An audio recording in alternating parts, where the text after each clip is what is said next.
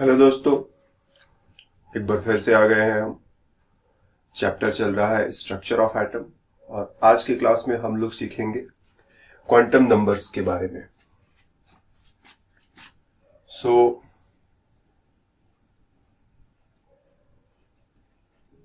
हमारे पास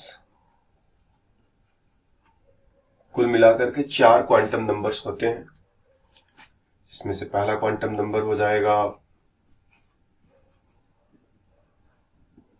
principal quantum number.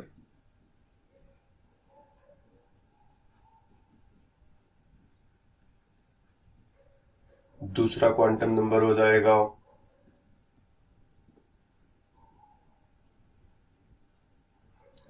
Azimuthal quantum number.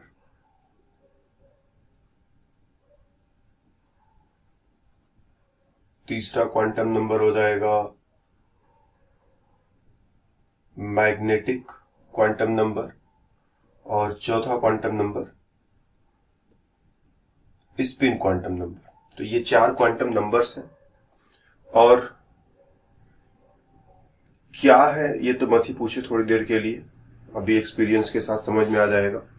Quantum numbers की मदद से क्या करते हैं ये ज्यादा बेटर क्वेश्चन है। क्वांटम नंबर्स का इस्तेमाल क्या है, तो हम लोग जानते हैं कि जो इलेक्ट्रॉन होता है वो एटम के अंदर सेल्स में रहता है, फिर सेल्स के अंदर सब सेल्स होते हैं, सब सेल्स के अंदर ऑर्बिटल्स होते हैं। तो एटम, कोई भी एटम लोगे तो एटम के अंदर सेल्स हैं, सेल्स के अंदर सब सेल्स हैं, सब सेल्स के अंदर ऑर्बिटल्स भी हैं और इन्हीं ऑर्बिटल्स के अंदर जो है इलेक्ट्रॉन रहता है। तो जैसे मान लो हमने कह दिया कि इलेक्ट्रॉन मेरा जो है वो 4th सेल के अंदर है, तो अब बारी आएगी 4th सेल के अंदर 4s होता है, 4p होता है, 4d होता है, 4f होता है। बताओ तुम्हारा इलेक्ट्रॉन किस में है, इसमें है कि इसमें है कि इसमें है कि इसमें है। चलो हमने टिक कर दिया कि मेरा इलेक्ट्रॉन डी में है। फिर अब बात आएगी कि जो डी सब सेल होता है इसके अंदर 5 ऑर्बिटल्स होते हैं, 1 2 3 4 और 5 ऑर्बिटल्स। ये जिस इलेक्ट्रॉन की बात कर रहे हो वो इलेक्ट्रॉन कौन से ऑर्बिटल में है, तो चलो हमने कह दिया मान लिया ये बीच वाला ऑर्बिटल है। और जब इस ऑर्बिटल के अंदर भी जाओगे तो इस ऑर्बिटल के अंदर 2 इलेक्ट्रॉन तुम्हें देखने को मिलेंगे, क्लॉकवाइज स्पिन के साथ और एक एंटी क्लॉकवाइज स्पिन के साथ। तुम्हारा इलेक्ट्रॉन कौन सा वाला है, तुम किस इलेक्ट्रॉन की बात कर रहे हो, इसकी या इसकी? तो चलो कह देंगे हम लोग इसकी बात कर रहे हैं। तो इस तरह से अगर मेरे को एक इलेक्ट्रॉन का लोकेशन सेट करना है, बताना है कि एटम के अंदर वो इलेक्ट्रॉन कहाँ है, तो मुझे साफ साफ बता करके भेजना पड़ेगा कि तुम चौथे सेल के अंदर इस वाले सब सेल और उसके भी अंदर इस वाले ऑर्बिटल में चले जाना और सीधा और उल्टा 2 इलेक्ट्रॉन वहां लेटे होंगे, एक क्लॉकवाइज स्पिन वाला, एक एंटी क्लॉकवाइज स्पिन वाला, और तुम जो है क्लॉकवाइज स्पिन वाले से मिलना, यही जो है मेरा वाला इलेक्ट्रॉन है। तब जो है बात पूरी होती है। तो अगर एक इलेक्ट्रॉन के बारे में हम पूरी बात कहना चाहते हैं, पूरा इंफॉर्मेशन देना चाहते हैं कि वो कहाँ रह रहा है या कहाँ रहता है, तो हमें उसके सेल को, सब सेल को, ऑर्बिटल को और इलेक्ट्रॉन के स्पिन को, 4 चीजों को बताना पड़ेगा। और इन 4 चीजों को हम डायरेक्टली बता सकते हैं कि 4th सेल है, उसमें डी सब सेल है और ये मिडिल वाला ऑर्बिटल है और ये क्लॉकवाइज वाला इलेक्ट्रॉन है। हम तो शब्दों में ऐसे बता सकते हैं। और दूसरा, हम कोडेड लैंग्वेज, हम लोग शब्दों में बात न करके नंबर्स में बात करें। जैसे हमारे लेटर्स पर हम लोग कहीं एक दूसरे को चिट्ठियां भेजते हैं, लेटर्स भेजते हैं, सामान मंगाते हैं, तो हम लोग वहां पर एक पिन कोड देते हैं। तो पिन कोड में क्या है, जो नंबर्स होते हैं वो नंबर्स बताते हैं। पहला नंबर कुछ इंडिकेट करेगा कौन से स्टेट में जाना है, दूसरा नंबर इंडिकेट करेगा कौन से स्टेट के कौन से सिटी में जाना है, तीसरा नंबर भी इसी तरह से कुछ इंडिकेट करता होगा, चौथा नंबर भी कुछ इस तरह से इंडिकेट करता होगा। तो ये पिन कोड जो तुम लिखते हो, ये पिन कोड ऐसा नहीं कि बस फालतू ही कुछ लिख दिया। ये पिन कोड अच्छी तरह से बताता है कि लेटर को कहां तक ले जाना है। केवल अकेले लेटर पर पिन कोड लिखा रहेगा तो उसकी मदद से जो है, अच्छा पोस्टमैन यदि है, समझदार है, वो पिन कोड को समझता है। तो केवल पिन कोड देख करके तुम्हारा लेटर जो है तुम्हारे लोकेलिटी तक, तुम्हारे मोहल्ले तक, तुम्हारी कॉलोनी तक लेकर के चला आएगा। अगर उस पर केवल तुम्हारा नाम लिखा हो तो पूछ करके लोगों से कि भाई ये बंदा कहाँ रहता है, तुम्हारे घर तक पहुंच जाएगा। तो ठीक वैसे ही यहां पर हम लोग सेल्स, सब सेल्स, ऑर्बिटल्स और इलेक्ट्रॉन्स को प्रेजेंट करने के लिए कोड नंबर्स का इस्तेमाल करेंगे और वही कोड नंबर्स जो है क्वांटम नंबर्स के नाम से जाने जाते हैं यहाँ पर। तो प्रिंसिपल क्वांटम नंबर हम लोग सेल को डिस्क्राइब करने के लिए, एजीमुथल क्वांटम नंबर सब सेल के लिए, मैग्नेटिक क्वांटम नंबर ऑर्बिटल्स को बताने के लिए, ठीक, और spin quantum number definitely spin off electron के लिए, स्पिन ऑफ इलेक्ट्रॉन्स के लिए। तो चार चीजें हैं और चारों के लिए एक एक क्वांटम नंबर्स है। प्रिंसिपल क्वांटम नंबर को हम लोग most of the time n से दिखा देते हैं, और इसी तरह से एजीमुथल क्वांटम नंबर इसे हम लोग most of the time small l से दिखा देते हैं। मैग्नेटिक क्वांटम नंबर को स्मॉल m से दिखा देंगे, और स्पिन क्वांटम नंबर इसे हम लोग स्मॉल s से दिखा देंगे। तो चारों के लिए चार सिंबल्स ले लिए। फिर इनका वैल्यू क्या क्या होगा? तो प्रिंसिपल क्वांटम नंबर का जो वैल्यू है वो 1 से स्टार्ट होता है। अगर तुमने कह दिया कि प्रिंसिपल क्वांटम नंबर 1 है, उसका मतलब तुम ये कहना चाहते हो कि इलेक्ट्रॉन जो है पहले सेल में है, या तुम पहले सेल की बात कर रहे हो। इसी तरह से 2 मतलब दूसरा सेल, 3 मतलब तीसरा सेल, 4 मतलब चौथा सेल, 5 मतलब पांचवा सेल। और हम जानते हैं कि सेल्स का कोई अंत होता नहीं है, सेल्स अप टू इनफाइनाइट होते हैं, तो ये भी अप टू इनफाइनाइट जाएगा। एजीमुथल क्वांटम नंबर का वैल्यू जो है ये 0 से स्टार्ट होता है। 0 मतलब एस सब सेल, 0 मतलब एस सब सेल, फिर 1 पी सब सेल, 2 डी सब सेल, 3 एफ सब सेल, 4 जी सब सेल। चलते चले जाओ, कहां तक चले जाओगे? जहां तक सब सेल्स होंगे वहां तक जाओगे। तो तुम देखोगे कि अगर हमने इसका वैल्यू फिक्स कर दिया है तो हमको यहां पर n-1 तक जाना पड़ेगा, n-1 तक जाना पड़ेगा। जैसे यदि हम लिख दे कि n का वैल्यू हमने लिख दिया है 7, तो l का वैल्यू जो है 0 से लेकर के 7 में से एक माइनस कर दो, 6 हो जाएगा, 0 से 6 तक। सो 0 1 2 3 4 5 एंड 6, और ये 7 वैल्यूज 7 ऑर्बिटल्स को इंडिकेट करते हैं, s p d f g h और i। इससे ये समझ में आता है कि जो 7वां सेल है उसके अंदर 7 सब सेल्स है। ठीक, ये 7 सब सेल्स को इंडिकेट करते हैं। 7 वैल्यू 0 से लेकर 6 तक, 0 1 2 3 4 5 6, और 7 सब सेल्स, क्योंकि हम जानते हैं 7वें सेल के अंदर 7 सब सेल्स होते हैं, तो मेरे को 7 वैल्यूज की जरूरत पड़ेगी। और ये वही वाले 7 वैल्यूज है। प्रत्येक वैल्यू जो है एक सब सेल को इंडिकेट करता है। एस की बात करोगे तो 0, पी की बात करोगे 1, डी की बात करोगे 2, एफ की बात करोगे 3, इसी तरह से जहां तक तुम्हें जरूरत है चलते चले जाओ। तो यदि एन का वैल्यू जो है वो 4 हो जाए, तो जो एल का वैल्यू है 0 से लेकर के 4 में से एक माइनस करो, 3 आ जाएगा। तो 0 1 2 3 एस पी डी एफ। इससे ये भी पता चलता है कि चौथे सेल में 4 सब सेल्स होते हैं। तो इस वे में जो है इसका जो वैल्यू है 0 से शुरू होकर के n-1 तक जाएगा, और डेफिनेटली इसका जो वैल्यू है इसके ऊपर डिपेंडेंट है। इसका वैल्यू कितना है उसी से पता चलेगा कि इसका वैल्यू कहां से कहां तक लिखा जाएगा। m की बात करें तो ये प्लस l से लेकर के माइनस l तक लिखा जाता है।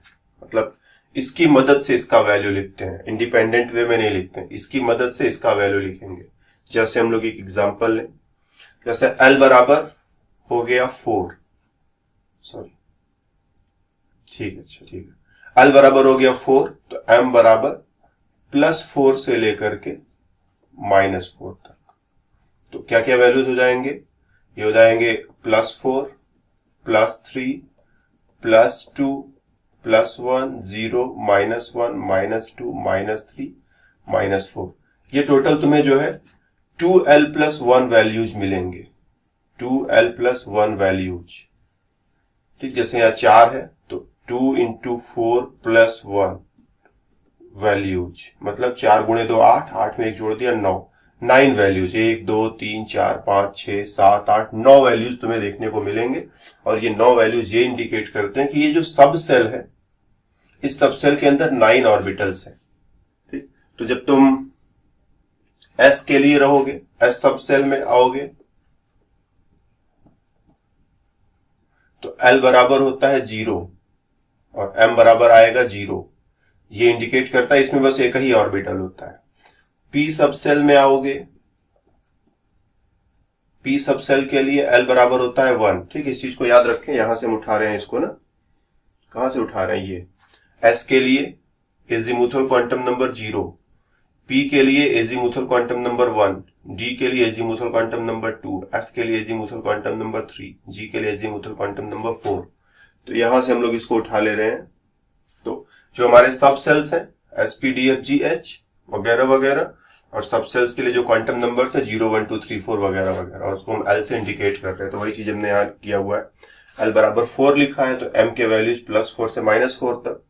L बराबर 0 लिखा है तो M का वैल्यू 0 हो जाएगा। L बराबर 1 लिखोगे तो M का वैल्यू +1 0 -1 होगा, जो ये इंडिकेट करता है कि P में जो है 3 ऑर्बिटल्स होते हैं। एक ऑर्बिटल के लिए वैल्यू +1 हो जाएगा, दूसरे के लिए 0 हो जाएगा, तीसरे के लिए -1 हो जाएगा। किसके लिए क्या होगा अभी कुछ कहा नहीं जा सकता, किसी के लिए कुछ भी रख दो चलेगा। ठीक, किसी के लिए कुछ भी रख दो, तुम +1 पहले लिख दो कि -1 पहले लिख दो कि 0 पहले लिख दो, इससे फर्क नहीं पड़ता। ऐसा कोई जरूरी नहीं किसी क्रम में लिखना है, बस 3 वैल्यूज है और यही 3 वैल्यूज +1 0 और -1, क्रम तुम कुछ भी कर दो। तुम कह दो इस वाले ऑर्बिटल के लिए +1 है या इस वाले ऑर्बिटल के लिए -1 है तो भी चलेगा, इस वाले ऑर्बिटल को 0 से दिखा दो तो भी चलेगा, फिर बचे हुए वैल्यूज इन दोनों के लिए इस्तेमाल करेंगे। तो कुछ भी कह सकते हो, कोई मुश्किल नहीं है। इसी तरह से जब L बराबर 2 लिखोगे तो ये D सब सेल को इंडिकेट करेगा, D सब सेल को। और M का वैल्यू देखोगे तो +2 से लेकर के -2 तक, तो +2 +1 0 को भी शामिल कर रहा है ना, -1 -2, 5 वैल्यूज जो कि इस बात को इंडिकेट करते हैं कि D में तुम्हारे पास 5 ऑर्बिटल्स है और प्रत्येक ऑर्बिटल के लिए एक एक वैल्यू +2 +1 0 -1 -2। किसके लिए कौन सा है ये अभी हम फिक्स नहीं करेंगे, किसी के लिए कुछ भी रख सकते हैं। हम इसको कह सकते हैं इसके लिए +2 है, या हम कह सकते हैं नहीं इसके लिए +1 है, हम कह सकते हैं नहीं हम इसके लिए 0 रखना चाहते हैं, हम इसके लिए -1 रखना चाहते हैं या -2 रखना चाहते हैं, तो इसको कोई भी एक वैल्यू दे सकते हैं। फिर बचे हुए 4 वैल्यूज इन चारों को बांटेंगे। इसी तरह से इसको भी कोई वैल्यू दे सकते हैं, बचे हुए वैल्यूज इसको बांटेंगे। तो किसी भी ऑर्बिटल के लिए कोई भी वैल्यू इस्तेमाल कर सकते हैं। अगर हम एक इलेक्ट्रॉन यहां रख दें तो हम ये नहीं कह सकते कि इसके लिए +2 ही लेना पड़ेगा, हम इसके लिए +1, इसके लिए 0, इसके लिए -1, इसके लिए -2, कुछ भी इस्तेमाल जो है कर सकते हैं। 5 ऑर्बिटल्स 5 वैल्यूज ये फिक्स्ड है, और कौन से ऑर्बिटल के लिए कौन सा वैल्यू है ये फिक्स नहीं है। जैसे हमारे घर में जो है सपोज 4-5 लोग रहते हैं, मान लो 5 लोग रहते हैं और बाजार से हम जो है 5 मिठाइयां खरीद लाए, तो कौन सी मिठाई किसके लिए अभी फिक्स नहीं है, किसी को भी कोई भी मिठाई दी जा सकती है। लेकिन हाँ, एक बंदा एक मिठाई खा गया तो वो मिठाई खत्म, बचे हुए 4 मिठाई ही बचे हुए 4 लोगों में बांटने के बारे में सोचा जा सकता है। इसी तरह से अगर L बराबर 3 हो जाए तो जो M का वैल्यू होगा +3 से लेकर के -3 तक लिखते चले जाओ, +3 +2 +1 0 -1 -2 -3, जो कि 7 ऑर्बिटल्स। L बराबर 3 मतलब F सब सेल, F सब सेल इस बात को इंडिकेट करता है कि F सब सेल में 7 ऑर्बिटल्स, 1 2 3 4 5 6 और 7, 1 2 3 4 5 6 7 ऑर्बिटल्स होते हैं। तो इस वे में जो है ये जो क्वांटम नंबर्स है इनके वैल्यूज जो है मीनिंग रखते हैं, बस ऐसे ही कुछ भी नहीं लिख देना है। तो प्रिंसिपल क्वांटम नंबर का वैल्यू 1 से लेके अप टू इनफाइनाइट तक। ठीक, एजीमुथल क्वांटम नंबर का वैल्यू 0 से n-1 तक, और प्रत्येक वैल्यू एक सब सेल को दिखाएगा। और मैग्नेटिक क्वांटम नंबर का वैल्यू L पर डिपेंड करता है। ठीक, M का वैल्यू L पर डिपेंड करता है और L का वैल्यू N पर डिपेंड करता है, तो हम कहते हैं M का वैल्यू जो है L और N दोनों पर डिपेंड करेगा। ध्यान देना, M का वैल्यू L पर डिपेंड करता है और L का वैल्यू N पर डिपेंड करता है, तो मतलब M का वैल्यू डायरेक्टली L पर डिपेंड करता है और इनडायरेक्टली N पर भी डिपेंड करता है। तो मैग्नेटिक क्वांटम नंबर का वैल्यू इन दोनों पर डिपेंड करता है। फिलहाल इसके जो है अगर L के वैल्यूज मेरे को पता है तो M के इतने सारे वैल्यूज लिखे जा सकते हैं। और प्रत्येक वैल्यू जो है क्या दिखाता है, एक ऑर्बिटल को दिखाता है कि हाँ ये एक ऑर्बिटल, कोई ना कोई एक ऑर्बिटल होगा, राइट। और स्पिन क्वांटम नंबर, इसके लिए सिर्फ 2 ही वैल्यूज है, +1/2 एंड -1/2। इलेक्ट्रॉन के 2 ही स्पिन होते हैं, क्लॉकवाइज एंड एंटी क्लॉकवाइज, तो दोनों स्पिन्स के लिए एक एक वैल्यूज, +1/2 एंड -1/2। तो जो जो पॉसिबिलिटी हो सकती है इलेक्ट्रॉन के रहने के लिए, इलेक्ट्रॉन किसी भी सेल में, किसी भी सब सेल में, किसी भी ऑर्बिटल में, किसी भी स्पिन के साथ रह सकता है, तो उन सारी पॉसिबिलिटीज को हैंडल करने के लिए मेरे पास एक एक क्वांटम नंबर्स है। ठीक, यहां पर जैसे हम लोग एक छोटा सा प्रश्न करें, क्वेश्चन कुछ ऐसा रहे, right all possible values of azimuthal quantum number and magnetic quantum number for principal quantum number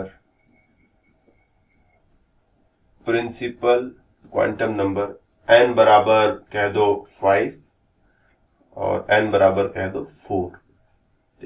principal quantum number का वैल्यू यदि ये रहे तो मेरे को एजीमुथल क्वांटम नंबर के सारे वैल्यूज लिखने हैं और मैग्नेटिक क्वांटम नंबर के सारे वैल्यूज लिखने हैं, और दूसरा यदि प्रिंसिपल क्वांटम नंबर का वैल्यू 4 रहे तो भी मेरे को वही काम रिपीट करना है। तो n बराबर 5, हम कहेंगे n बराबर 5 है, तो l बराबर 0 से लेकर के 5 में से 1 कम कर दो 4 हो जाएगा, तो ये हो जाएगा 0 1 2 3 4। कितने वैल्यूज मिल गए? 5 वैल्यूज मिल गए, जो ये बताते हैं कि 5वें सेल के अंदर 5 सब सेल्स हैं, S P D F G, नाम भी तुम बता सकते हो। फिर M की बात आएगी, तो 0 से तुम्हें मिलेगा 0, 1 से तुम्हें मिलेगा +1 0 -1, 2 से तुम्हें मिलेगा +2 +1 0 -1 -2, 3 से तुम्हें मिलेगा +3 +2 0 +1 0 -1 -2 -3, और 4 से तुम्हें मिलेगा +4 +3 +2 +1 0 -1 -2 -3 एंड -4। तो इस वे में जो है तुम्हें n का वैल्यू 5 है, तो l के 5 वैल्यूज और m के कुल देखना 5 का स्क्वायर 25 वैल्यूज हो जाएंगे। तुम काउंट करो, देखो 1 2 3 4 5 6 7 8 9 10 11 12 13 14 15 16 17 18 19 20 21 22 23 24 25 वैल्यूज है। तो ये सारे वैल्यूज को टोटल मिलाकर के काउंट करोगे तो ये 5 का स्क्वायर 25 वैल्यूज, जो कि ये इंडिकेट कर रहे हैं कि 25 ऑर्बिटल्स हैं कुल यहां पर। ठीक, एस में एक ऑर्बिटल मिलेगा, ये एसपीडीएफ है ना, एसपीडीएफजी, एसपीडीएफजी। एस में एक ऑर्बिटल मिलेगा, पी में 3 ऑर्बिटल मिलेंगे, डी में 5 ऑर्बिटल मिलेंगे, एफ में 7 ऑर्बिटल मिलेंगे, जी में 9 ऑर्बिटल्स मिलेंगे, और सब मिला करके देखोगे तो 25 ऑर्बिटल मिलेंगे। तो हम लोग कंक्लूड क्या कर सकते हैं कि अगर हम nth सेल में है तो L के लिए n वैल्यूज,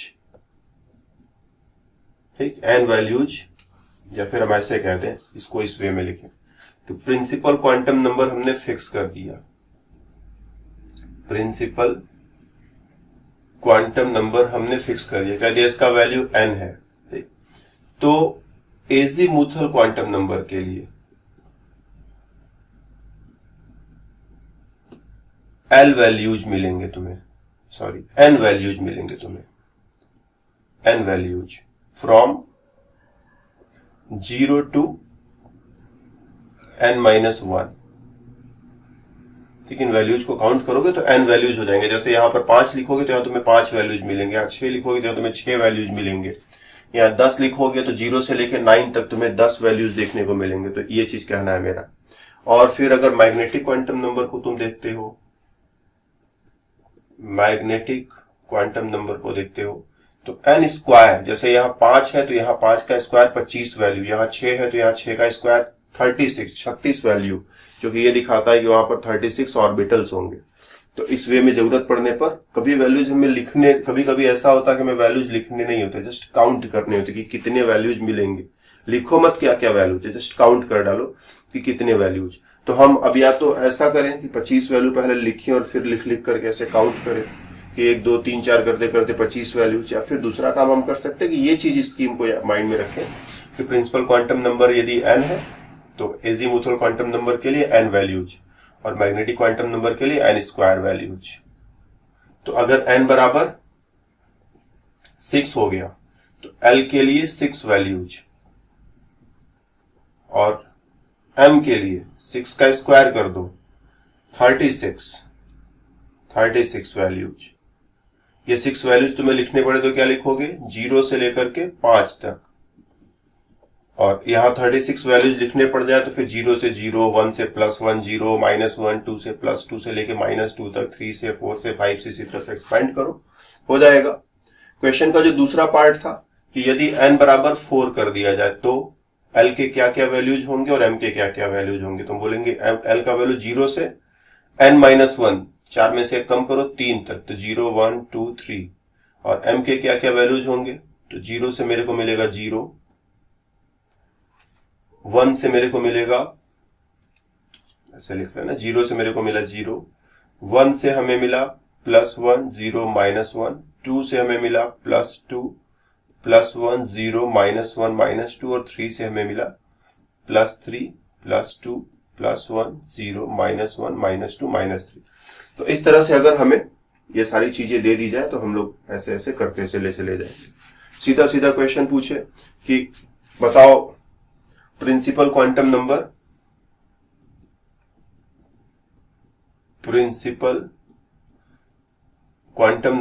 n बराबर 10 है, तो इसके लिए मैग्नेटिक क्वांटम नंबर के कितने वैल्यूज पॉसिबल हैं, how many values are possible.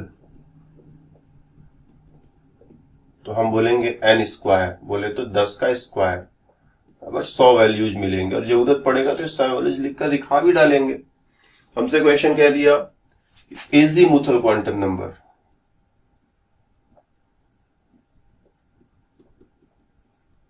l बराबर 5 है, तो मेरे को बताओ इससे जो है मैग्नेटिक क्वांटम नंबर के कितने वैल्यूज मिलेंगे। ठीक, magnetic quantum number possible values क्या क्या है, पॉसिबल वैल्यूज क्या है, तो हम बोलेंगे +l से लेकर के -l तक, टोटल 2l + 1 वैल्यूज हो जाएंगे। जैसे यहां 5 को यहां पर रख दे तो 5 × 2 10, 10 और 1 11 वैल्यूज हो जाएंगे। क्या क्या हो जाएंगे, तो +5 +4 +3 +2 +1 0 -1 -2 -3 -4 -5, 11 वैल्यूज तुम्हें देखने को मिलेंगे। तो इस तरह से ऐसे क्वेश्चंस अगर आएंगे, एक क्वांटम नंबर दे दिया और कह दिया कि बाकियों का पता लगाओ, तो इट्स नॉट अ डिफिकल्टी, हम आसानी से पता लगा सकते हैं। ठीक, अब एक हम लोग छोटा सा बढ़िया सा क्वेश्चन करेंगे। मेरे पास है एल्यूमिनियम, और हमें क्या करना है, जस्ट हम लिख देते हैं क्वेश्चन अच्छे से ना, right possible values for last electron of aluminium. कुछ ऐसा क्वेश्चन मेरे पास आ गया, तो हम ऐसे क्वेश्चन को कैसे डील करें। हम कहेंगे भाई एल्यूमिनियम का पहले इलेक्ट्रॉनिक कॉन्फ़िगरेशन बना डालें हम। एल्यूमिनियम में 13 इलेक्ट्रॉन्स होते हैं, ये मेरे को खुद से पता होना चाहिए। अब 13 इलेक्ट्रॉन्स का electronic configuration 1s2 2s2 2p6 3s2 and 3p1। तो यही है अपना लास्ट इलेक्ट्रॉन, यही है मेरा टारगेट। ठीक, इसका सेल क्या है, सब सेल क्या है, ऑर्बिटल कौन सा है, और स्पिन क्या है इसमें जो इलेक्ट्रॉन प्रेजेंट है। तो सेल दिखाई पड़ रहा है, तीसरा सेल है। सब सेल क्या है, 3p है, तो p सब सेल है। ऑर्बिटल क्या है, p में 3 ऑर्बिटल होते हैं, और एक ही इलेक्ट्रॉन है, तो इसमें भी रह सकता है, इसमें भी रह सकता है, इसमें भी रह सकता है, किसी में भी रह सकता है। स्पिन एक ही इलेक्ट्रॉन है, तो वो चाहे तो ऐसे रहे या फिर चाहे तो ऐसे रहे, उसके पास दोनों तरीके हैं, दोनों में से कोई भी तरीका अडॉप्ट कर ले, हमें कोई ऑब्जेक्शन नहीं। इस चीज को क्वांटम नंबर से रिप्रेजेंट करेंगे तो बोलेंगे n बराबर, तीसरा सेल है तो 3, l बराबर, ध्यान देना ये p है, हम लोग कैसे इसको कोड करेंगे, हम ऐसे कोड करेंगे 0 1 2 3 s p d f। s होता तो 0, p होता तो 1, d होता तो 2 और f होगा तो 3। तो p के लिए क्या हम लोग उठा लेंगे 1 और m का वैल्यू जब ये 1 है तो ये +1 0 -1, जो कि ये इंडिकेट करता है कि तीन ऑर्बिटल से 3 वैल्यूज। इलेक्ट्रॉन किस में है, इलेक्ट्रॉन किस में है, तो मेरे को कंफर्म नहीं इलेक्ट्रॉन किस में, किसी में भी हो सकता है। तो हम तीनों वैल्यूज चूज करेंगे, ये भी हो सकता है, ये भी हो सकता है, ये भी हो सकता है, तीनों मेरे को लेकर के चलना पड़ेगा। s का वैल्यू, इलेक्ट्रॉन ऐसे रहेगा, कैसे रहेगा, क्लॉकवाइज के एंटी क्लॉकवाइज, तो हम बोलेंगे ये +1/2 भी हो सकता है या फिर -1/2 भी हो सकता है। तो n का वैल्यू फिक्स्ड हो गया, l का वैल्यू फिक्स्ड हो गया, m का वैल्यू अभी फिक्स नहीं हो पाया, सिचुएशन ऐसा है नहीं फिक्स हो पाया, इसमें मेरी कोई गलती नहीं है, सिचुएशन जैसा दिया हम लोग वैसा ही सॉल्यूशन बताएंगे। कहा था अंतिम इलेक्ट्रॉन के लिए सब पॉसिबल वैल्यूज क्या होंगे, तो हम कहेंगे ये भी पॉसिबल है, ये भी पॉसिबल है, ये भी पॉसिबल है, और इन दोनों में से कोई भी पॉसिबल है। तो इस तरह से एल्यूमिनियम के लास्ट इलेक्ट्रॉन के लिए हम लोग सारा क्वांटम नंबर लिख सकते हैं। कुछ ऐसा ही क्वेश्चन जो है सोडियम के लिए हो जाए, last electron of sodium, sodium का एटॉमिक नंबर हमको पता यदि है 11, तो हम फटाफट इलेक्ट्रॉनिक कॉन्फ़िगरेशन बना लें, 1s2 2s2 2p6 3s1, यही है लास्ट इलेक्ट्रॉन। ठीक, सेल क्या है 3, सब सेल क्या है s, ऑर्बिटल क्या है बाइलक, s में एक ही ऑर्बिटल होता है तो ज्यादा खोजना नहीं है कौन सा ऑर्बिटल है। स्पिन कैसा होगा, तो उसमें एक ही इलेक्ट्रॉन है, उसकी मर्जी, वो चाहे तो क्लॉकवाइज रहे चाहे तो एंटी क्लॉकवाइज रहे। तो n बराबर हुआ 3, s के लिए coding 0 1 2 3 s p d f, तो s के लिए 0 है तो 0, मैग्नेटिक क्वांटम नंबर 0 है तो ये भी 0 ही हो जाएगा, +0 से -0 तक लिखोगे तो कुल मिला के 0 के अलावा कुछ मिलेगा नहीं तुम्हें। स्पिन क्वांटम नंबर +1/2 या फिर -1/2। तो इस बार ये 3 वैल्यूज फिक्स्ड है और चौथा वैल्यू जो है वो फिक्स नहीं चल रहा। तो इस वे में बड़े ही आसानी से हम लोग पता लगा सकते हैं किसी टारगेट इलेक्ट्रॉन के लिए कि ये इलेक्ट्रॉन यहां है तो इसके लिए क्वांटम नंबर्स क्या क्या होंगे। जैसे एक डिफरेंट क्वेश्चन लेते हैं, सपोज मेरे पास एक इलेक्ट्रॉन है जो 4f में रहता है, तो इसके लिए मेरे को प्रिंसिपल क्वांटम नंबर और एजीमुथल क्वांटम नंबर का वैल्यू लिखना है, मैग्नेटिक क्वांटम नंबर का वैल्यू लिखना है। ठीक, तो हम क्या बोलेंगे 4f में है तो 4 का मतलब चौथा सेल है, तो n बराबर 4 हो गया सीधे सीधे। f के लिए क्या करोगे 0 1 2 3 s p d f, l बराबर f के लिए 3 हो जाएगा। m का वैल्यू, f में टोटल 7 ऑर्बिटल्स होते हैं, वो तुम यहां से एक्सपैंड करके देख भी सकते हो, तो +3 +3 +2 +1 0 -1 -2 -3, तो ये दो वैल्यूज फिक्स्ड है, लेकिन ये वैल्यू अभी फिक्स नहीं हो पाया, 7 में से कोई भी वैल्यू हो सकता है। इसी तरह से कह दिया 7d है, इसके लिए n l और m बताओ, 7वां सेल है, n बराबर 7, d है 0 1 2 3 s p d f, 2 के लिए d हमने चुन लिया या d के लिए 2 हमने चुन लिया, और m का वैल्यू +2 से लेकर के +1 तक लिखते चले जाओ, तो ये सारे केसेस हो जाएंगे। ठीक, तो काफी इंटरेस्टिंग है ना, बहुत ही आसानी से एक को पकड़ करके दूसरे को पकड़ करके तीसरे को हम लोग काफी आसानी से करते चले जा रहे हैं। एक और छोटा सा क्वेश्चन हम लोग करेंगे, हम क्वांटम नंबर्स के कुछ सेट लिख देते हैं। सेट 1, n का वैल्यू कह दिया 5 है, l का वैल्यू कह दिया 6 है, m का वैल्यू कह दिया +2 है, और s का वैल्यू कह दिया +1/2 है। क्या ये सेट सही है? क्या ऐसा कोई इलेक्ट्रॉन हो सकता है जिसके लिए ये पॉसिबल वैल्यूज हो सकते हैं? तो हम कहेंगे n का वैल्यू क्या है, 5 लिया हुआ है, हम जानते हैं n का वैल्यू 1 से शुरू होता है, 2 3 4 अप टू इनफाइनाइट कुछ भी चूज कर सकते हैं। तो अगर 5 चुना है तो सॉरी 5 चुना है तो कुछ गलती करी नहीं है, ठीक ही है, इट्स ओके। 1 से लेकर इनफाइनाइट तक कुछ भी चुन सकते हैं, तो 5 चुन लिया, अच्छा है। L बराबर 6 चुना है, तो यदि n बराबर 5 है तो L का वैल्यू 0 से लेकर के 4 तक ही 0 से लेकर के 4 तक ही हो पाएगा। इसके बाहर अगर जाते हो तो गलत हो जाएगा, तो ये यहीं पर गलत हो गया, बाकी को अब देखना ही नहीं है। इसी तरह से सपोज हम एक दूसरा सेट तुम्हारे लिए बना दें, सेट नंबर 2, n बराबर कह दो 5 है, L बराबर 2 है, m बराबर +3 है और s बराबर +1/2 है। ये सेट सही की गलत? तो n का वैल्यू 5 है, n का जो एक्सेप्टेबल वैल्यू है वो 1 से शुरू होता है, 1 2 3 और अप टू इनफाइनाइट जाता है, तो बीच में 5 आएगा ही आएगा। Okay fine. जब इसका वैल्यू सेट कर दिया तो इसका वैल्यू ये 5 है, तो ये 0 से लेकर के 4 तक के बीच में हो सकता है। अगर उस रेंज में है तो ठीक है, रेंज से बाहर है तो गलत, तो रेंज के अंदर है इसलिए इस बार सही है। इसका वैल्यू 2 है तो इसका वैल्यू +2 से लेकर के -2 तक हो सकता है। इस रेंज के अंदर है तो ठीक, रेंज के बाहर है तो गलत, तो +2 से -2 के बीच में ये नहीं आएगा, मतलब फिर गड़बड़ हो गया। तो इस तरह से हम चेक कर सकते हैं कि क्वांटम नंबर्स का कोई गिवन सेट है तो सही है या नहीं सही है। एक और एग्जांपल लेते हैं जिसमें सारे वैल्यूज हम थोड़े अच्छे अच्छे लिखें। Set 3, n = 10, m = 7, sorry L = 7, m = 0 और s = -1/2। चलेगा कि नहीं चलेगा? ये सेट चलेगा, सही है। तो हम कहेंगे n बराबर 10 है, n का जो एक्सेप्टेबल वैल्यू है 1 से स्टार्ट होकर के इनफाइनाइट तक जाता है, तो बीच में 10 तो आएगा ही, फाइन। इसका वैल्यू 10 फिक्स हो गया तो L का वैल्यू 0 से लेकर के 9 के बीच में कुछ भी हो सकता है, ये उसी रेंज में है, सही है। इसका वैल्यू 7 हो गया तो m का वैल्यू +7 से लेकर के -7 के बीच में कुछ भी हो सकता है, तो 0 बीच में आएगा ही आएगा, ये भी सही है।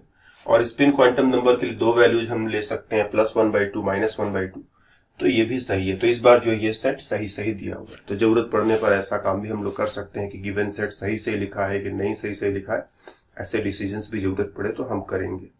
तो बस क्वांटम नंबर्स में मेरी तरफ से इतना ही। क्वांटम नंबर्स क्या करते हैं, किस चीज के लिए इस्तेमाल होते हैं, तो वो इलेक्ट्रॉनों के पोजीशन के लिए, इलेक्ट्रॉनों की पोजीशन क्या है उसको बताने के लिए।